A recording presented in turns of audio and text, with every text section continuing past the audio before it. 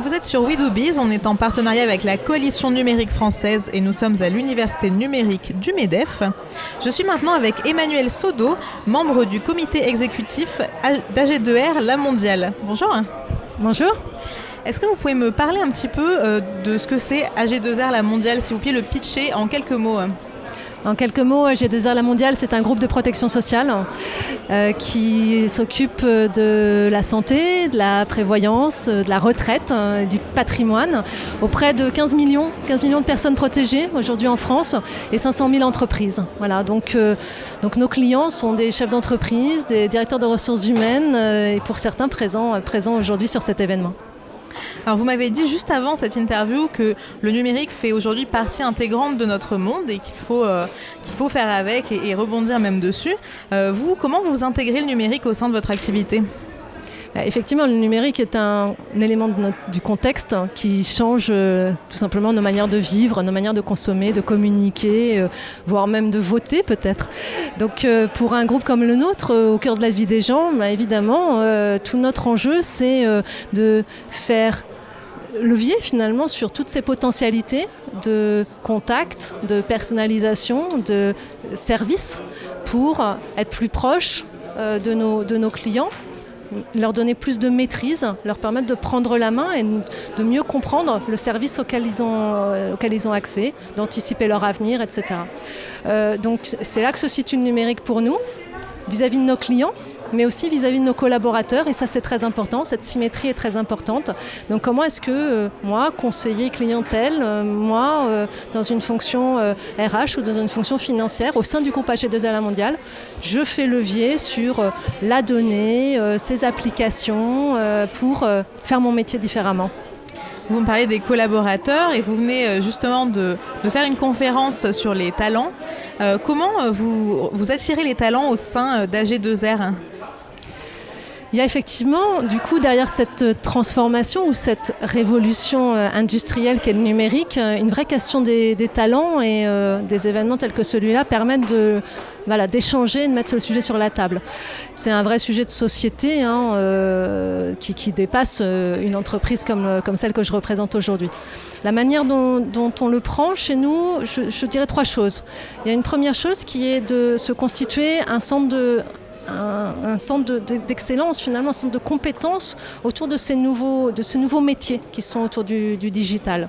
On peut parler de cybersécurité, on peut parler de data analyst, data scientist, on peut parler de UX designer, etc. Tout un tas de nouveaux mots, mais qui désignent des nouvelles compétences qui deviennent cœur de métier, finalement, y compris pour des industries comme les nôtres. Donc il faut pouvoir les accueillir, les attirer et les accueillir correctement, bien sûr, mais il faut aussi y amener des collaborateurs dont ce n'était pas le métier précédemment. Voilà, donc c'est ça tout notre sujet, et la manière dont on le fait en le faisant. Voilà, c'est apprendre par le faire. Donc ça passe par des projets très concrets dans lesquels effectivement on réalise un certain nombre de solutions. Ça peut être des services en ligne, des applications, etc., etc. La deuxième chose, c'est de se dire qu'effectivement ça transforme les métiers, le métier de vendeur, le métier de conseiller. Et donc il faut accompagner l'ensemble des métiers.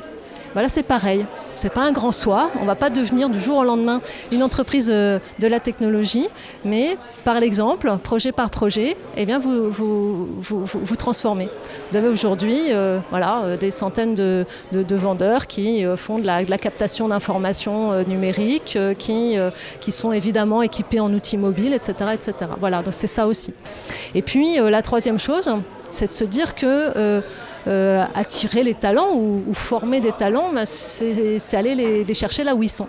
Et pas forcément tout intégrer dans un schéma classique d'une entreprise. Donc c'est travailler de manière ouverte, c'est pouvoir faire des partenariats, c'est s'appuyer sur des plus petits que nous, des entreprises innovantes, pour co-développer des solutions ensemble.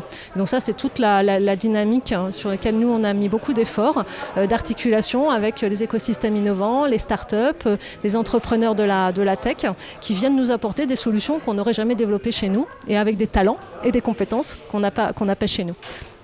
Voilà, donc ça c'est aussi très important. Donc c'est bien ces 3 leviers, c'est sur ces 3 leviers qu'on travaille.